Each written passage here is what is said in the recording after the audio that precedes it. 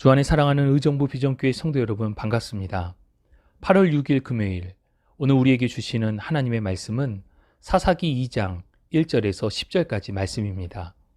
먼저 본문의 말씀을 봉독하겠습니다.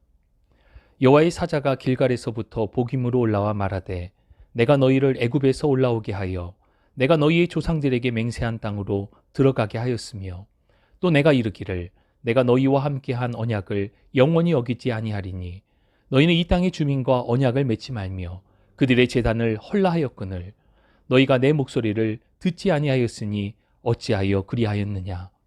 그러므로 내가 또 말하기를 내가 그들을 너희 앞에서 쫓아내지 아니하리니 그들이 너희 옆구리에 가시가 될 것이며 그들의 신들이 너희에게 올무가 되리라 하였노라. 여호와의 사자가 이스라엘 모든 자손에게 이 말씀을 이르매 백성이 소리를 높여 운지라. 그러므로 그곳을 이름하여 복임이라 하고 그들이 거기서 여호와께 제사를 드렸더라. 전에 여호수아가 백성을 보내매 이스라엘 자손이 각기 그들의 기업으로 가서 땅을 차지하였고 백성이 여호수아가 사는 날 동안과 여호수아 뒤에 생존한 장로들 곧 여호와께서 이스라엘을 위하여 행하신 모든 큰 일을 본 자들이 사는 날 동안에 여호와를 섬겼더라. 여호와의 종 눈의 아들 여호수아가 110세에 죽음에 무리가 그의 기업의 경내 에브라임 산지 가하스산 북쪽 딥나 헤레스에 장사하였고 그 세대의 사람도 다 그 조상들에게로 돌아갔고 그 후에 일어난 다른 세대는 여호와를 알지 못하며 여호와께서 이스라엘을 위하여 행하신 일도 알지 못하였더라. 아멘. 이스라엘은 분명 자신들의 가나안 정착을 성공적이라고 평가했을 것입니다. 왜냐하면 어느 정도의 땅도 확보했고 많은 원주민을 노예로 부릴 수 있었기 때문입니다. 그러나 그것은 이스라엘이 스스로 만들어낸 거짓 성공과 평안이었습니다. 하나님의 관점에서 볼 때 이스라엘의 가나안 정복은 분명 실패였습니다. 그들이 실패한 이유는 앞서 1장에서 살펴본 것처럼 하나님의 말씀에 순종하지 않고 하나님과의 언약에 신실하지 않았기 때문입니다. 즉 가나안 사람들을 완전히 내쫓지 않은 것은 이스라엘이 스스로 자청했던 일이었습니다. 본문 1절을 보면 여호와의 사자 곧 하나님의 천사가 하나님의 말씀을 그대로 전합니다.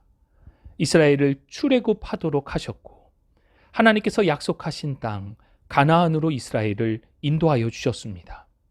하나님께서는 신실하신 언약을 따라 여전히 이스라엘과 함께 하시는 임마누엘의 하나님이십니다. 하나님과 이스라엘의 언약 속에는 이스라엘이 지켜야 할 본분이 있었습니다. 2절 말씀을 보면 가나안 백성들과 언약을 맺지 말라는 것과 또 그들의 모든 제단을 헐어 우상 숭배의 근원을 없애라는 말씀이셨습니다. 그러나 이스라엘이 하나님의 말씀을 듣지 아니하였음을 어찌하여 그리하였느냐 안타까움의 표현으로 하나님께서 말씀하셨습니다.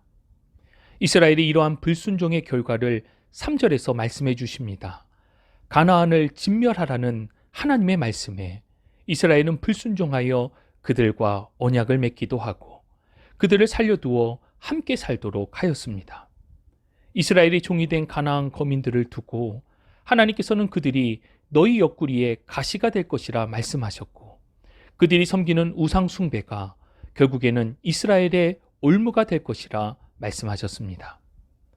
하나님의 사자로부터 하나님의 메시지를 들은 이스라엘 백성들은 자신들의 잘못을 알고 반성하며 소리를 높여 울었습니다. 얼마나 그들이 애통하며 울었는지 그들이 울었던 장소의 이름을 복임, 곧 통곡하는 자들이라는 이름의 지명이 붙었습니다.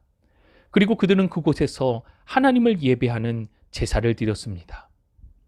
6절 이하의 말씀은 다시금 여호수아가 죽었던 시점으로 시계를 돌리며 이스라엘의 실패를 새로운 관점에서 조명을 합니다.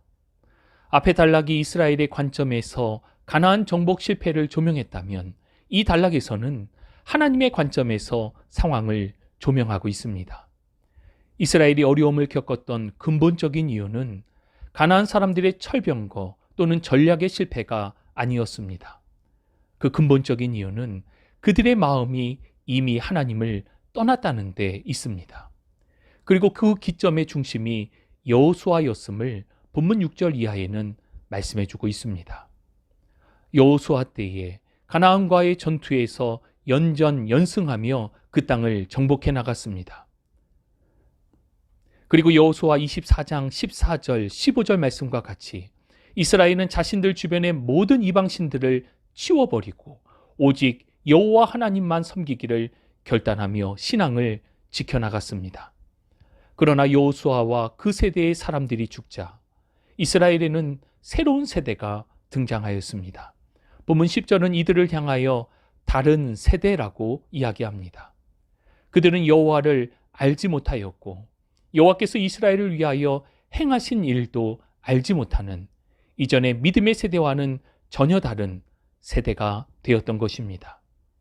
오늘 본문의 말씀을 통하여 하나님의 말씀을 저버린 결과를 살펴보고 우리에게 주시는 교훈을 함께 받기를 원합니다.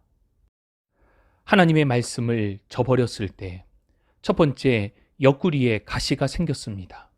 3절의 말씀을 보면 이스라엘은 가나안 민족을 모두 쫓아낼 의향이 별로 없었습니다.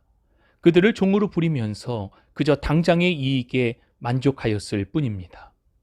이에 대하여 하나님께서는 이스라엘 백성들이 선택한 대로 그들을 그대로 두셨습니다.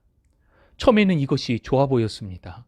왜냐하면 가나안 족속을 종으로 부릴 수 있었기 때문입니다. 하지만 결국 가나안 족속은 이스라엘에게 옆구리의 가시와 같은 존재가 되었습니다. 이것은 가나안 족속이 머지않아 이스라엘을 괴롭히는 세력으로 성장할 것에 대한 말씀이며 오늘의 값싼 노동력이 내일의 착취자로 이스라엘에게 남을 것에 대한 말씀입니다. 이렇게 된 이유를 두고 2절에서는 가나안 주민들과 언약을 맺은 것과 또한 그들의 이방 종교 제단을 헐지 않은 것 때문임을 말씀해 주십니다. 결국 하나님의 말씀을 저버렸을 때에 이스라엘은 자신들의 선택에 대한 분별력도 잃고 이후 고난의 길을 맞이하게 되었습니다. 주 안에 사랑하는 여러분, 당장에 좋아 보이는 것에 우리의 마음을 빼앗겨서는 안 됩니다. 적절히 타협하고 인정하며 세상을 살아갈 수 있습니다. 세상은 그것을 지혜라고 이야기합니다. 그러나 하나님의 말씀에서 벗어난 타협과 인정은 모두 죄입니다. 이러한 죄의 유혹은 늘 우리 주변에 있습니다. 그러나 우리가 잊지 말아야 할 것은 지금 당장의 상황을 넘어가기 위해 타협하고 인정을 하게 되면 이것이 반드시 내게 옆구리의 가시가 된다는 것을 기억하실 수 있기를 바랍니다. 두 번째, 하나님의 말씀을 저버렸을 때 올무에 사로잡히게 되었습니다.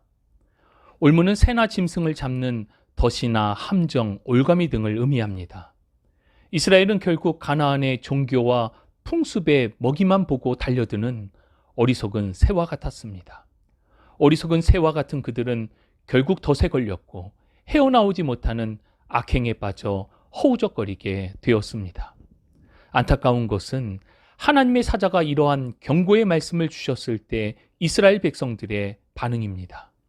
4절과 5절의 말씀을 보면 그들은 소리를 높여 울었습니다. 하나님께 예배도 드렸습니다. 하지만 거기까지였습니다.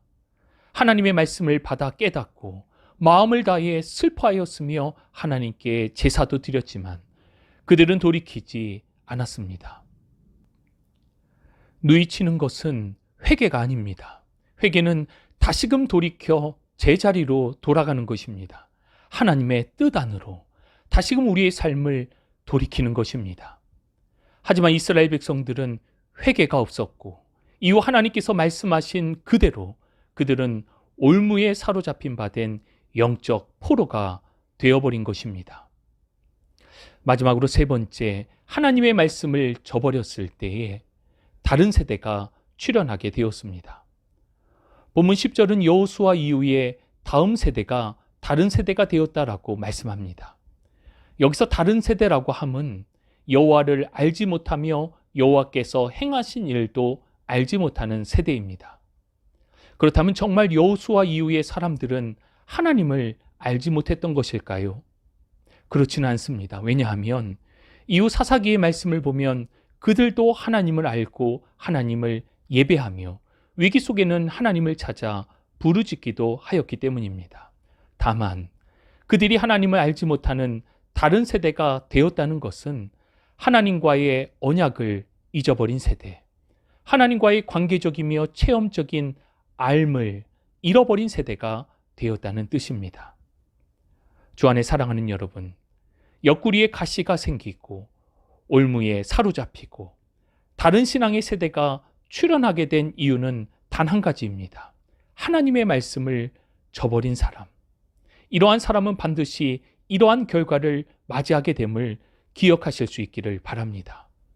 특별히 우리 안에 타협과 인정을 통해 세상과 함께하는 모습이 있다면 지금도 늦지 않았습니다. 주시는 말씀을 받고 깨달을 뿐 아니라 반드시 회개의 자리로 나아가야 할 것입니다. 다시금 돌이켜 하나님의 말씀 안으로 우리의 삶을 돌이킬 때에 우리에게 소망이 있습니다. 말씀이 나를 살리고 교회를 살리며 다음 세대를 살리게 됩니다. 늘 주시는 말씀 안에 순종과 행함으로 하나님의 약속 안에 거하는 복된 삶이 되시기를 주님의 이름으로 축복합니다. 하나님 감사합니다. 오늘도 주시는 주의 귀한 말씀을 받습니다. 성경을 아는 것에서 그치는 신앙이 아니라 오늘도 주시는 하나님의 말씀을 약속의 말씀으로 받아 이 말씀을 붙들고 살아내는 순종의 믿음이 되도록 우리를 붙들어 주옵소서. 특별히 구하옵기는 하나님의 말씀 안에서 나를 살려주시고 교회를 살려주시고 다음 세대를 살려 주옵소서. 다음 세대가 다른 세대가 되지 않게 하시고 오직 하나님을 예배하는 예배의 세대로 건강하게 세워지도록 은혜 위에 은총으로 함께하여 주옵소서. 함께하심을 믿고 감사드리며 우리 구주 예수 그리스도의 이름으로 기도합니다. 아멘.